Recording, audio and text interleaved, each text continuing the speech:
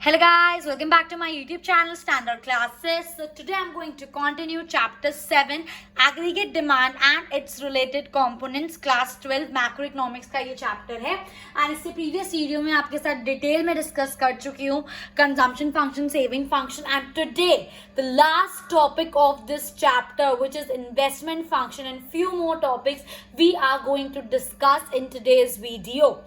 जिस बच्चे को अभी तक मेरी प्रीवियस वीडियोस बिल्कुल अच्छे से क्लियर है, ट्रस्ट मी, अब जो मैं आगे पढ़ाने वाली हूँ आपको बिल्कुल भी 1% भी इसके अंदर कोई प्रॉब्लम फेस नहीं करनी पड़ेगी. एंड दैट टू, ये तो थ्योरी की बात रही. जब हम इस चैप्टर के प्रैक्टिकल्स करेंगे, अगर आपको पिछला कॉन्सेप्ट, पिछले बेसिक्स अच्छे से क्लियर है, प्रैक्टिकल करने में मेरी गारंटी है 1% आपको दिक्कत नहीं होगी. मैं एक एक चीज आपके दिमाग में फिट करके ही मानूंगी बिकॉज आई वांट कि आपको सब कुछ अच्छे से समझ आ जाए डिटेल में.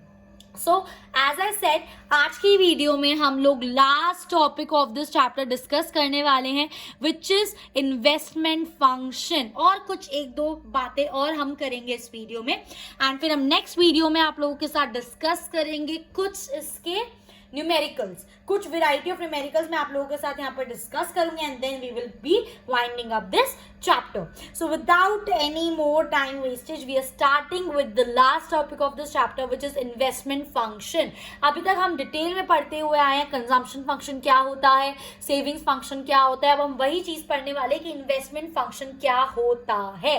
ठीक है, इन्वेस्टमेंट क्या होता है? ऑब्वियस सी बात है, जब आप कहीं पर अपने असेट्स को परचेज करने के लिए कुछ इन्वेस्टमेंट करते हो, that is known as investment. तो मैं कह सकती हूँ इन्वेस्टमेंट इज बेसिकली एक तरीके का खर्चा जो हम करते हैं एक असेट को खरीदने के लिए या फिर एक असेट को एक्वायर करने के लिए. So any expenditure which is incurred on creation of new capital asset, कोई नया कैपिटल असेट बनाने के लिए, कोई नया कैपिटल असेट खरीदने के लिए, कोई नया कैपिटल असेट एक्वायर करने के लिए आप जो भी खर्चा करते हो that comes under investment function. Simple सी बात है, वही चीज एक तरीके से investment function is investment only. कि इन्वेस्टमेंट क्या होता है? अब ये दो तरह की होती है. एक होती है आपकी इंड्यूस्ड इन्वेस्टमेंट और एक होती है आपकी autonomous investment. Now what is your induced investment? Induced investment, अगर मैं आपको लेमैन लैंग्वेज, देसी भाषा में ये चीज बताऊं तो इंड्यूस्ड इन्वेस्टमेंट वो इन्वेस्टमेंट होती है जो हमारी इनकम पे डिपेंड करती है. फॉर एग्जाम्पल, अगर मेरी इस महीने इनकम कम है तो मैं कम इन्वेस्ट कर रही हूँ. नेक्स्ट महीने अगर मेरी इनकम ज्यादा है तो मैं ज्यादा इन्वेस्ट कर रही हूँ. ऑब्वियसली बात है, कोई भी प्रोड्यूसर जितना ज्यादा इन्वेस्ट क्यों करते हैं लोग? ताकि उनको रिटर्न ज्यादा मिले, उनका प्रॉफिट ज्यादा हो. सो इंड्यूस्ड इन्वेस्टमेंट इज वो वाली इन्वेस्टमेंट जो हम ज्यादा से ज्यादा करना चाहते हैं, ज्यादा से ज्यादा प्रॉफिट अर्न करने के लिए. तो मैं दो बातें कह सकती हूँ इंड्यूस इन्वेस्टमेंट के बारे में. पहली बात कि ये इनकम से रिलेटेड है, जितना ज्यादा आपका इनकम होगा उतनी ज्यादा आप इंड्यूस इन्वेस्टमेंट कर पाओगे. दूसरी बात, हम इंड्यूस इन्वेस्टमेंट क्यों करते हैं? हम इंड्यूस इन्वेस्टमेंट इसलिए करते हैं ताकि हम ज्यादा से ज्यादा प्रॉफिट अर्न करें. हमारा मेन मोटिव क्या होता है? प्रॉफिट अर्न करना is our main motive. I hope guys ये चीज आपको बिल्कुल अच्छे से क्लियर है. कोई तीसरी चीज इसके बारे में नहीं, मैंने आपको सब बता दिया. ठीक है. So induce investment basically depends upon the profit expectation. आप उस, फॉर एग्जाम्पल आपके पास A B C D 4 option है. फॉर एग्जाम्पल आपके पास A B C D 4 option है इन्वेस्ट करने के लिए. तो आप उस प्रोजेक्ट में इन्वेस्ट करोगे जिसमें आपको सबसे ज्यादा रिटर्न मिलेगा. For example A B C D में से वो सी ऐसा प्रोजेक्ट है जिसके अंदर हम इन्वेस्ट करेंगे तो हमें मैक्सिमम प्रॉफिट मिलेगा. That is known as induce investment. जो आप 110% प्रॉफिट ज्यादा अर्न करने के इंटेंशन से कर रहे हो. So induce investment depends on profit expectation and it is directly influenced by the income level. Income बढ़ेगा, आपका इन्वेस्टमेंट बढ़ेगा. इनकम कम होगा, आपका इन्वेस्टमेंट कम होगा. आई होप गाइस ये चीज आपको बिल्कुल अच्छे से क्लियर है. तो यही दो चीजें याद रखनी है आपको. एक तो प्रॉफिट मोटिव से ये चीज करी जाती है induce investment and it is directly related to the income. ठीक है. अब आते हैं सेकंड पे which is an autonomous investment. Autonomous investment वो इन्वेस्टमेंट होते हैं एग्जैक्टली इसका उल्टा, जिसको हम प्रॉफिट मोटिव से नहीं करते. मतलब हमको इन्वेस्टमेंट कर रहे हैं तो हमारा ये इंटेंशन नहीं है कि हमें अच्छा रिटर्न मिले, हम उस पर प्रॉफिट अर्न करें. नो. ठीक है। और दूसरा चीज अगेन इसका उल्टा, ऑटोनोमस इन्वेस्टमेंट पे हमारी इनकम मतलब वो इनकम पे डिपेंडेंट नहीं है। Autonomous investment is independent of the income, उसका कोई इनकम से लेना देना नहीं, इनकम बढ़े इनकम कम, ऑटोनोमस इन्वेस्टमेंट पे कोई फर्क नहीं पड़ेगा। ऑटोनोमस इन्वेस्टमेंट बेसिकली करी जाती है सोशल वेलफेयर के लिए, मतलब लोगों की भलाई के लिए, rather than earning profit. So again यहाँ पे it is not affected by change in level of the income. Income के बढ़ने या कम होने से ऑटोनोमस इन्वेस्टमेंट पे कोई फर्क नहीं पड़ेगा। इंड्यूस इन्वेस्टमेंट का मेन मोटिव क्या होता है? प्रॉफिट अर्न करना। और ऑटोनोमस इन्वेस्टमेंट का मेन मोटिव क्या होता है? Social welfare. ऑब्वियस ही बात है, जब मैं सोशल वेलफेयर और प्रॉफिट की बात कर रही हूँ तो मैं यहाँ पे दो डिफरेंट सेक्टर्स की बात कर रही हूँ। कौन सा सेक्टर प्रॉफिट ज्यादा कमाना चाहता है? Private sector. So induce investment is mostly done by the private sector. And किस सेक्टर की जिम्मेदारी है लोगों को भलाई करना? That is public sector. So autonomous investment is done by public sector. क्योंकि इंड्यूस इन्वेस्टमेंट आप प्रॉफिट मोटिव से करते हो, इसलिए इसका कर्व क्या होता है? अपवर्ड स्लोपिंग होता है। यहाँ पर आता है इनकम, यहाँ पर आता है इन्वेस्टमेंट। क्योंकि ऑटोनोमस कंजम्पशन का हमारा इनकम से कोई लेना देना नहीं है, प्रॉफिट से कोई लेना देना नहीं, तो it is constant. That's why autonomous consumption का ग्राफ कैसा होता है? It is parallel to the X axis. Again यहाँ पर आता है इनकम और यहाँ पर आता है आपका इन्वेस्टमेंट। आई होप गाइस ये चीज आपको बिल्कुल अच्छे से क्लियर है। आप एग्जाम में एक्सपेक्ट कर सकते हो फिलअप्स इस टॉपिक पर, induce investment, autonomous investment. Otherwise एक डिफरेंस तो पक्का से तैयार कर लेना इंड्यूस इन्वेस्टमेंट, ऑटोनोमस इन्वेस्टमेंट का। ये चीज आपको डिटेल में पता होना चाहिए, यही इसका सारा डिफरेंस है। प्रॉफिट मोटिव होता है, इसका सोशल वेलफेयर होता है, इनकम से रिलेटेड है, ये इनकम से independent. It is done by the private sector, it is done by the public sector. इसका कर्व अपवर्ड स्लोपिंग होता है, इसका curve parallel to X axis होता है। 4 से 5 डिफरेंस तो मैंने अभी बता दिया आपको। सो इसका डिफरेंस आप डिफरेंस बिटवीन इंड्यूस इन्वेस्टमेंट और ऑटोनोमस इन्वेस्टमेंट तैयार कर लेना, और मतलब तो आपको पता होना ही चाहिए। ठीक है, आई होप गाइस ये चीज आपको बिल्कुल अच्छे से क्लियर है। नेक्स्ट हमारा टॉपिक आता है डिटर्मिनेंट्स ऑफ इन्वेस्टमेंट। ठीक है, अभी तक हमने पढ़ा इन्वेस्टमेंट क्या होता है, इन्वेस्टमेंट फंक्शन हमने पढ़ा, उसके दो कंपोनेंट्स इंड्यूस इन्वेस्टमेंट और ऑटोनोमस इन्वेस्टमेंट। अब हम पढ़ेंगे इसके कुछ डिटर्मिनेंट्स, मतलब कुछ ऐसी चीजें जो इन्वेस्टमेंट पे इफेक्ट करती हैं। दो डिटर्मिनेंट्स है, एक है आपका मार्जिनल एफिशिएंसी ऑफ इन्वेस्टमेंट और दूसरा है आपका रेट ऑफ इंटरेस्ट। ऑब्वियस ही बात है, जब भी आप इन्वेस्टमेंट करोगे आपको दो चीजें ध्यान में रखनी होती हैं। मार्जिनल एफिशिएंसी ऑफ इन्वेस्टमेंट ये क्या होता है मैं अभी 2 मिनट में बताने वाली हूँ, और रेट ऑफ इंटरेस्ट हम सबको पता है कि जिस पे मैं इन्वेस्ट कर रही हूँ या कर रहा हूँ उस पे मुझे कितना मेरा रेट ऑफ इंटरेस्ट मिलेगा। जितना ज्यादा रेट ऑफ इंटरेस्ट होगा आपका उतना ज्यादा फायदा होगा। तो आप उसी प्रोजेक्ट में इन्वेस्ट करोगे जहां पे आपका रेट ऑफ इंटरेस्ट सबसे ज्यादा आपको मिलेगा। इतनी बात सबको क्लियर है। अब आते हैं कि ये होता क्या है मार्जिनल एफिशिएंसी ऑफ इन्वेस्टमेंट।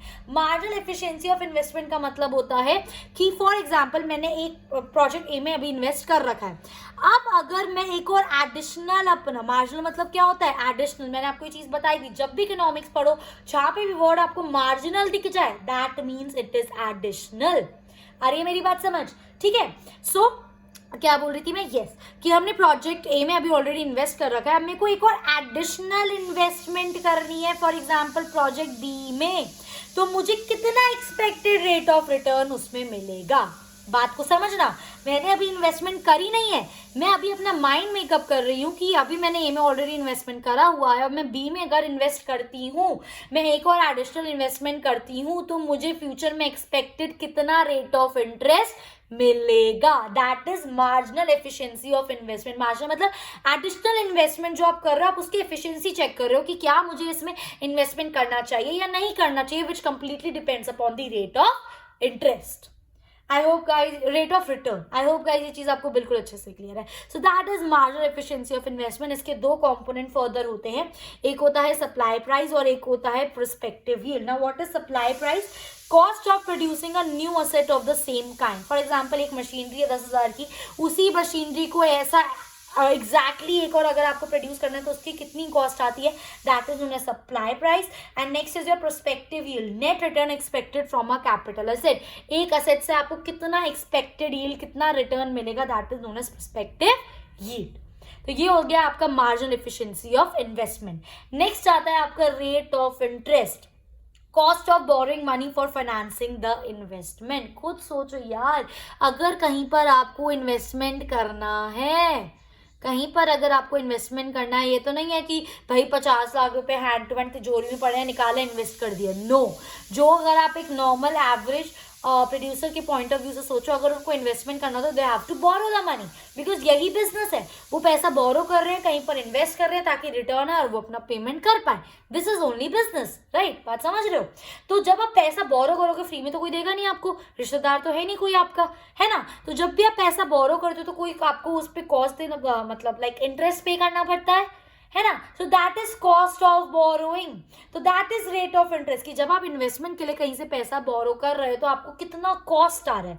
अब ना एक मैं बहुत आपको लॉजिकल बात बताने वाली हूँ, कॉमर्स के बच्चे हो, इतना दिमाग तो अभी तक खुल गया होगा, नहीं खुला होगा तो मेरी बात बहुत प्यार से और मेरी बात ना बहुत ज्यादा ध्यान से सुनना। मैं क्या बोल रही हूँ, मैंने मेरे को कहीं पे इन्वेस्टमेंट करना है, तो मैंने पैसा लिया उधार पर। अब जब मैं पैसा उधार पे ले रही हूँ तो मुझे यहाँ पे 10% पे करना पड़ रहा है उनको एज अ इंटरेस्ट, तो ये मेरी क्या मानी जाएगी? कॉस्ट ऑफ बोरिंग मानी जाएगी, ऑब्वियसली बात है, क्योंकि मुझे पे करना पड़ रहा है। अब मैं क्या चाहती हूँ, मैं ये चाहती हूँ कि जो मैंने पैसा 10% पे बोरो करा है, मैं उसे एक ऐसी जगह पर इन्वेस्ट करूँ जहाँ से मुझे एटलीस्ट 12 या 15% रिटर्न मिले, ताकि मैं उसका 10% पे कर पाऊँ और 11-12% जो एक्स्ट्रा बचेगा वो मेरा प्रॉफिट हो जाए। बात आ रही है मेरी समझ? That is rate of interest. तो जब भी आप इन्वेस्टमेंट करते हो, आपको ये दो चीजें चेक करनी है कि जब हम इन्वेस्टमेंट के लिए पैसा रेज कर रहे हैं, हमारा कितना कॉस्ट आ रहा है, और अगर मैं उसको कहीं इन्वेस्ट करूँ तो उससे कितना रिटर्न आ रहा है। तभी आप अपनी कैलकुलेशन के हिसाब से डिसीजन ले पाओगे कि हमें इन्वेस्टमेंट करना है या फिर नहीं करना।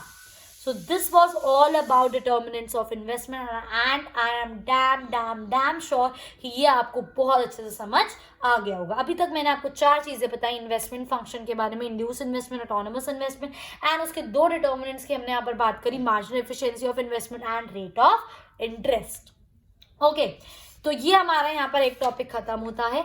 उसके बाद बहुत, अब ये लास्ट टॉपिक था वैसे इन्वेस्टमेंट फंक्शन, उसके बाद बहुत छोटे छोटे टॉपिक्स हैं जो अभी मैं आपके साथ डिस्कस करने वाली हूँ, पर बच्चे बहुत ज्यादा देखकर घबरा जाते हैं। एक्स एंटे, एक्स पोस्ट, ये सब क्या होता है?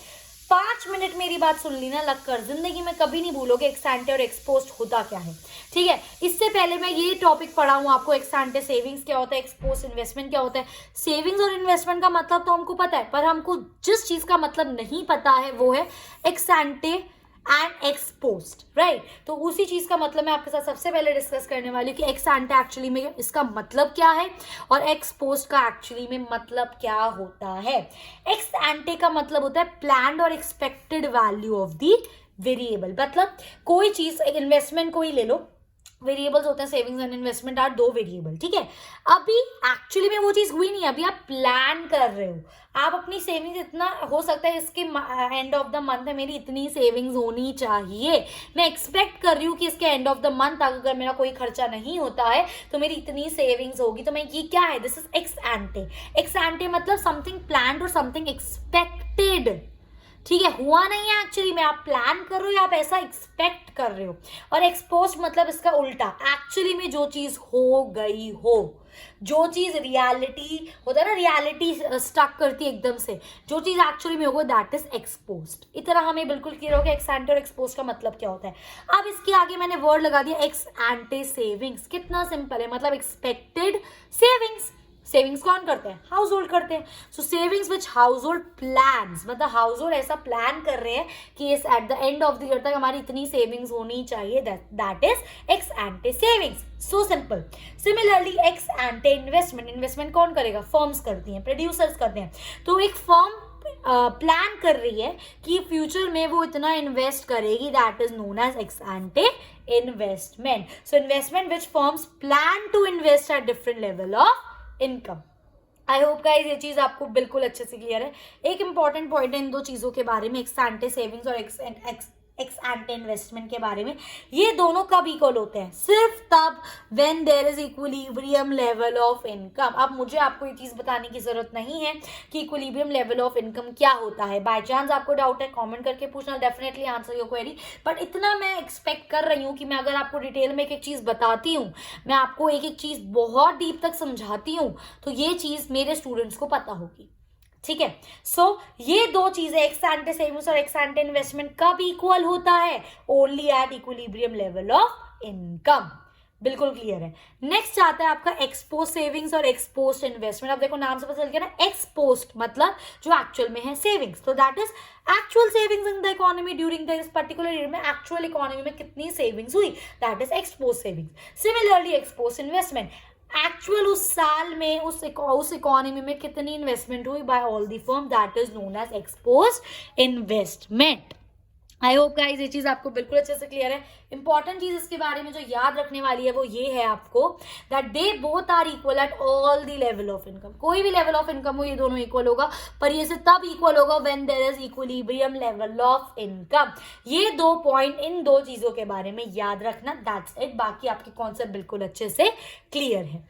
उसके बाद आपका लास्ट टॉपिक, छोटा सा टॉपिक इस चैप्टर का, that is full employment and unemployment से रिलेटेड 1-2 टॉपिक, वो हम पढ़ेंगे आपके साथ। नाम से ही पता चल जाएगा, फुल एम्प्लॉयमेंट, नाम से ही पता चल रहा है सारे लोग एम्प्लॉयड, बट इसके अंदर एक कंडीशन है।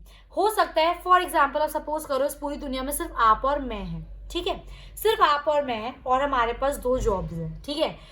आप उस 10,000 की 2 जॉब्स हैं, आप उस जॉब को करने के लिए तैयार हो, 10,000 की आप उस जॉब को कर रहे हो। मैं उस जॉब को नहीं करना चाहती क्योंकि मेरे को लग रहा है वो 10,000 रुपए बहुत कम है, तो मैं वो जॉब नहीं कर रही। तब क्या पूरी इकोनॉमी जिसके अंदर सिर्फ हम दोनों है फुल एम्प्लॉयमेंट मानी जाएगी? बिल्कुल मानी जाएगी। क्यों? क्योंकि फुल एम्प्लॉयमेंट में वो लोग जो काम करना चाहते हैं, जो जितना उनको वेजेस मिल रहे हैं, जितनी उनको सैलरी मिल रही है, वो सैलरी से खुश है और वो काम करना चाहते हैं और उनको काम मिल गया, वो काम कर रहे हैं, then it is known as full employment. मैंने जो अभी आपको एग्जांपल दिया, आप और मैं थे, मैं उस पे काम नहीं करना चाहती बट आप उस 10,000 पे काम करने को तैयार हो, तो वो फुल एम्प्लॉयमेंट माना जाएगा। क्योंकि जो लोग उस रेगुलर वेजेस पे काम करने को तैयार है तो हम उसको क्या मानेंगे? Full employment.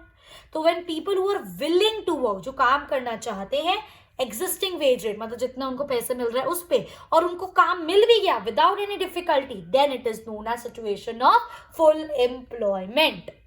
I hope guys ये चीज बिल्कुल क्लियर है। अब फुल एम्प्लॉयमेंट के फर्दर 2 बाइफिकेशंस है, एक होता है आपका फ्रिक्शनल अनएम्प्लॉयमेंट, एक होता है आपका स्ट्रक्चरल अनएम्प्लॉयमेंट। अब इसका मतलब क्या होता है?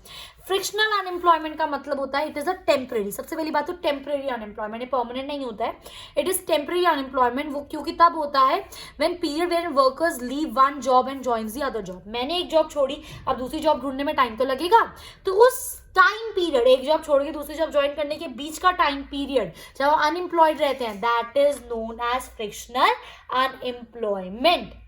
एक और होता है इसके अंदर which is structural unemployment, when people remain unemployed due to mismatch between unemployed person and the demand of specific type of worker. मतलब समझो, जो वैकेंसी निकली है वो एक टीचर की निकली है, पर आपकी जो स्किल्स है वो एक टीचर से मैचअप नहीं हो रहे, इसलिए आपको जॉब नहीं मिल सकता, तो यू स्टेड अनएम्प्लॉयड, आपको जॉब नहीं मिला क्योंकि जो उस जॉब को करने के लिए स्किल्स चाहिए वो आपके पास नहीं है। This is known as structural unemployment. ठीक है, लास्ट आती है involuntary unemployment and voluntary unemployment. Again नाम से ही पता चल रहा है इनवॉलेंट्री अनएम्प्लॉयमेंट। इनवॉलेंट्री मतलब हम चाहते नहीं है बट हम अनएम्प्लॉयड हैं, हम क्या करें? हम काम ढूंढ रहे हैं, people who are willing to work, हम काम ढूंढ रहे हैं, जितनी भी सैलरी पे हम काम करने को तैयार है पर हमें काम ही नहीं मिल रहा है, that is known as involuntary unemployment. ठीक इसका उल्टा होता है आपका वॉलेंट्री अनएम्प्लॉयमेंट की पीपल, वो लोग अनएम्प्लॉयड अपनी मर्जी से, उनको काम मिल रहा है पर वो पर्टिकुलर काम नहीं करना चाहते because of any XYZ reasons, so they are voluntarily unemployed. I hope guys ये चीज आपको बिल्कुल अच्छे से क्लियर है। So with this I have completed this chapter. In my next video I will be solving few numericals of this chapter and we will be completing with this chapter. So अगर आपको कोई भी doubt होता है तो please comment करके मुझे जरूर बताना। If you like my video please like it, share with your friends and subscribe Standout Classes if you have not done it yet. I will see you in my next video guys. Till then, happy learning.